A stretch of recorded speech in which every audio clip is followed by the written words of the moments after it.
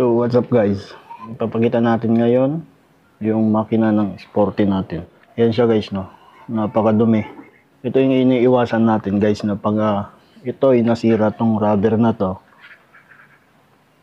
papasok lahat yung alikabok dito, tapos nandito yung butas ng filter natin, no. Pupunta lahat dito yung alikabok. Grabe alikabok na. Ito pala yung mga parts na binili natin guys. Diaphragm membrane, tapos yung piston nya guys, na may kasama yung rubber. Kung bibili kayo ng ganito guys, ito yung spec. So nabili ko to sa Lazada, mura lang to guys, so wag kayong mag-expect na original to, kung hindi porket Yamaha guys, no. Ngayon tatanggalin natin yung sa choke nya.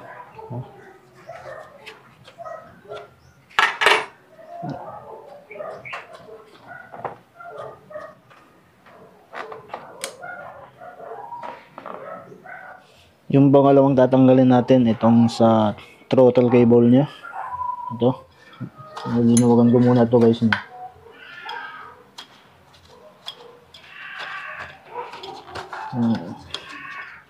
Ayan.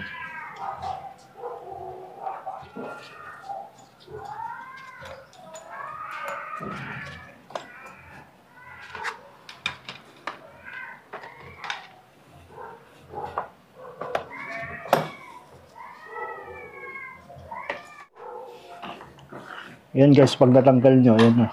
Oh, ito na siya. So kung titingnan nyo guys, napakalinis pa niya. Tanggalin lang natin yung gas.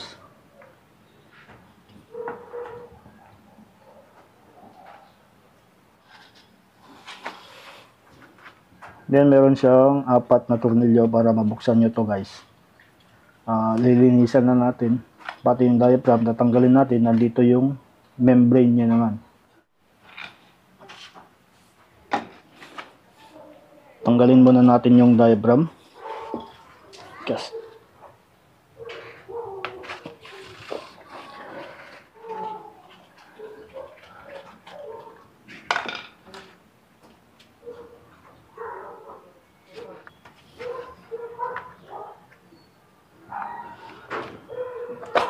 Kung mapapansin nyo guys, ayan, meron siyang sealant. Nilagay ko guys, no, ayan.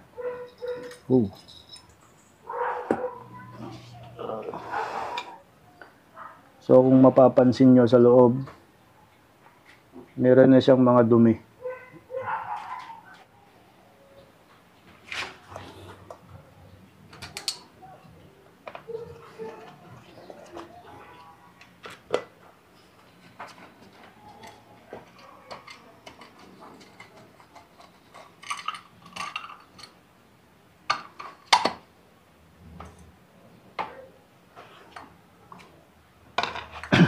Ayan. Tanggalin muna natin.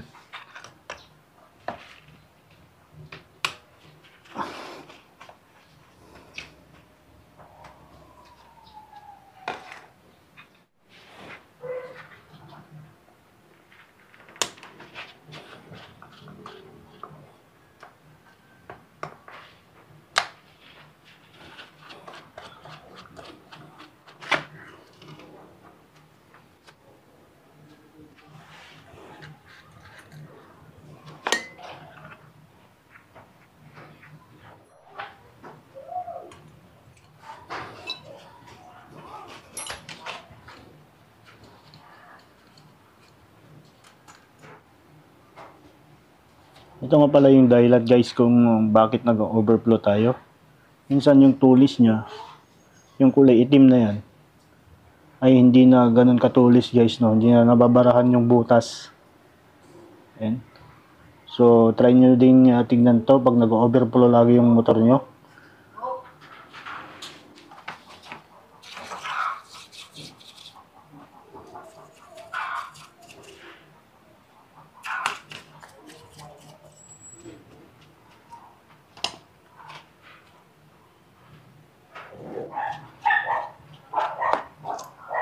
Yun na. Yun guys, yung mapapansin nyo, meron na din siyang sealant. Kasi, nung time na ni-repair ko to, nagpuputok-putok kasi siya. Kaya, nilagyan ko dito. O, nawala ng bahagya, no? Ito siya. So, kung mapapansin nyo ito guys, no? Ito, madumi siya. Yun yung sinasabi ko guys na pag yung air filter nyo madumi na. Ito, yan guys, oh. Yan.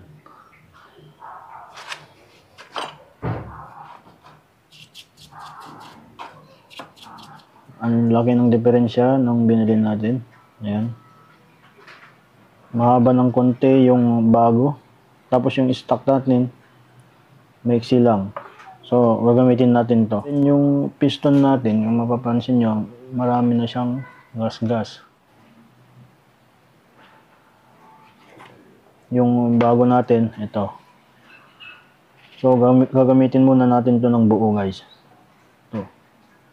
Kung mapapansin nyo, kung magtatanggal kayo ng diaphragm guys, pansin nyo yung nipis nito sa bago. Mas makapal na yung bago. So once na tinanggal nyo to, pag press na press pa, lalagyan nyo na talaga siya ng gasket maker. So meron tong lock dun sa may karayom guys, no. Ang pagtanggal niyan, hihilain nyo lang yung ganito, ang itsura nun. Ganito guys, no. Hihilain nyo lang siya pataas. Okay.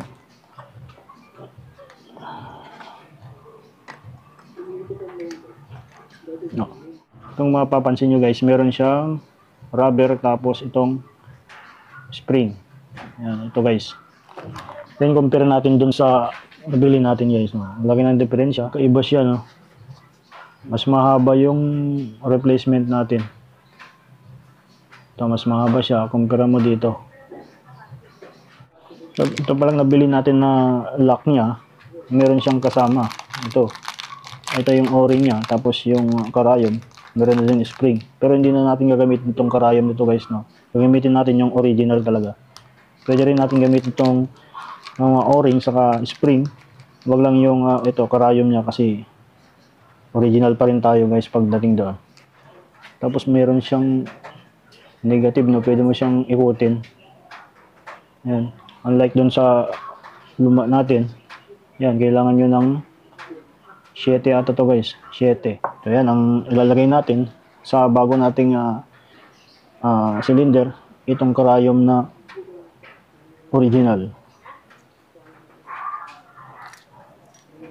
Yan. Ito na yung ginamit ko kasi mahaba yung ito, ngipin niya. Wala tayong long nose na mahaba.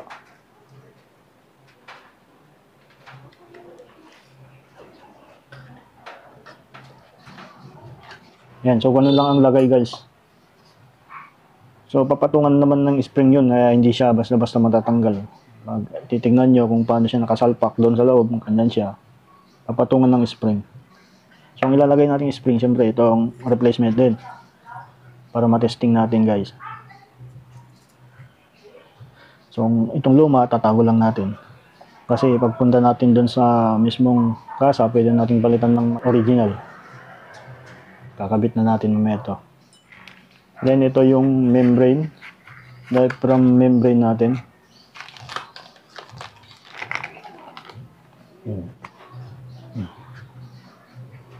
May kasamang spring. Ito yung luma natin. Kulay magkukulay stainless siya. Pero ito, dilaw siya guys. Replacement.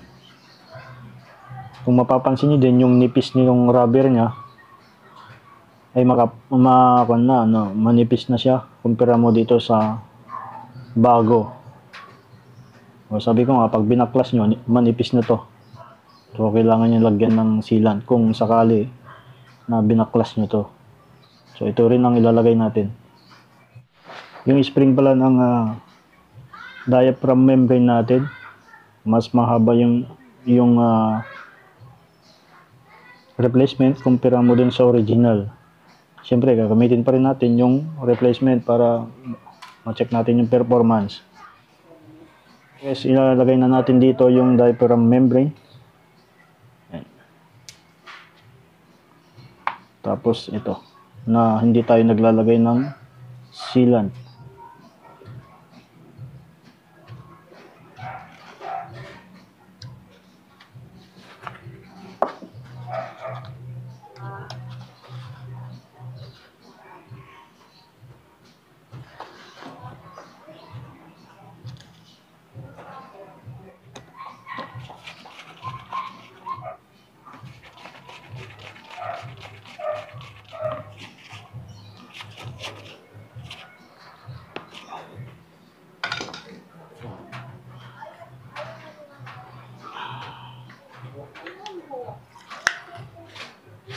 May orientation naman guys kung paano siya lagay.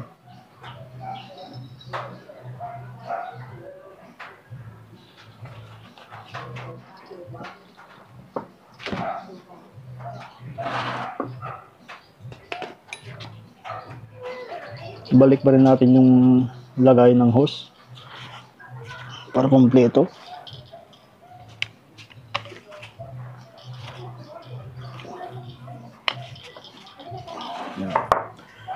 Saka natin tirahin na sa taas guys. So ito pala yung parts ng carb natin. Ito yung slow jet nya. Kita nyo guys. Tabi natin. Ito yung main jetting natin. Hindi ko alam kung anong size. Basta stock to guys. Stock lang tayo.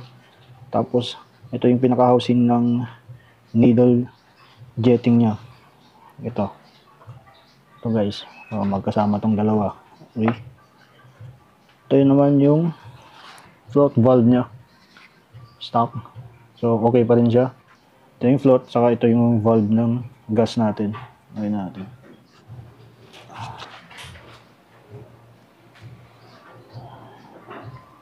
Ito para to sa needle jet. Sa main jetting nya. Ayan, stock lang.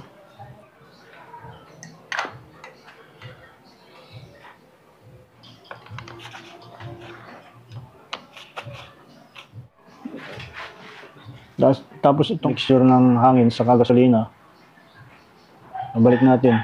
So meron siyang spring. Tapos yung karayom nito guys, no. Ingatan yung wag tong mabali. Tapos meron tong rubber. Nasa loob pa siya ng butas guys. Ibabalik ko na to.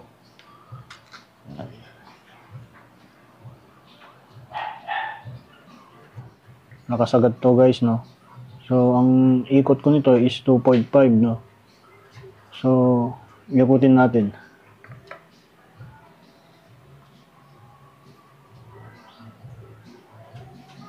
So dalawang ikot, yan ng 1 2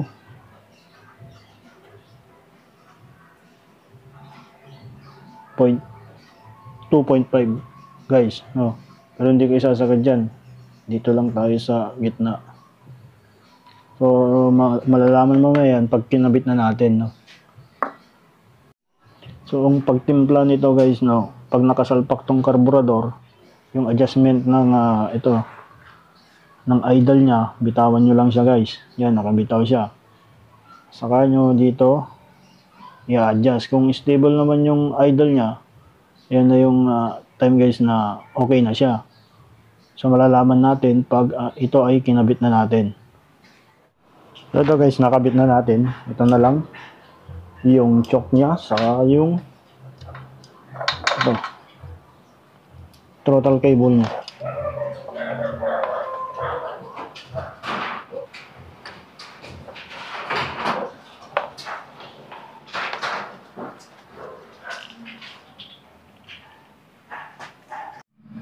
So ito na guys, na-install na natin. Medyo pahirapan lang paglagay ng carb kasi maliit lang yung espasyo niya. So papaanda rin na natin guys.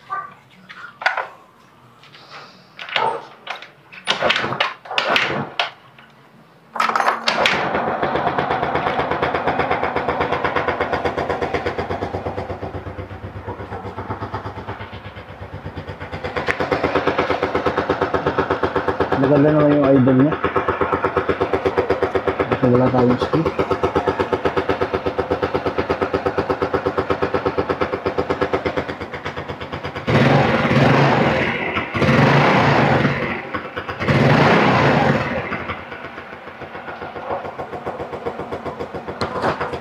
Siya, bumabalik naman sa dati. Tasan natin ng ganito.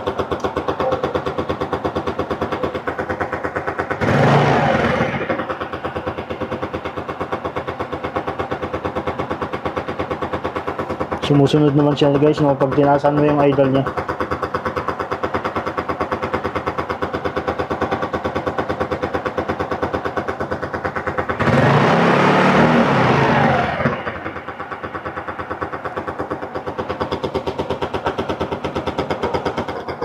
So yan guys, i-update ko kayo kung ano yung magiging resulta after ng ilang araw.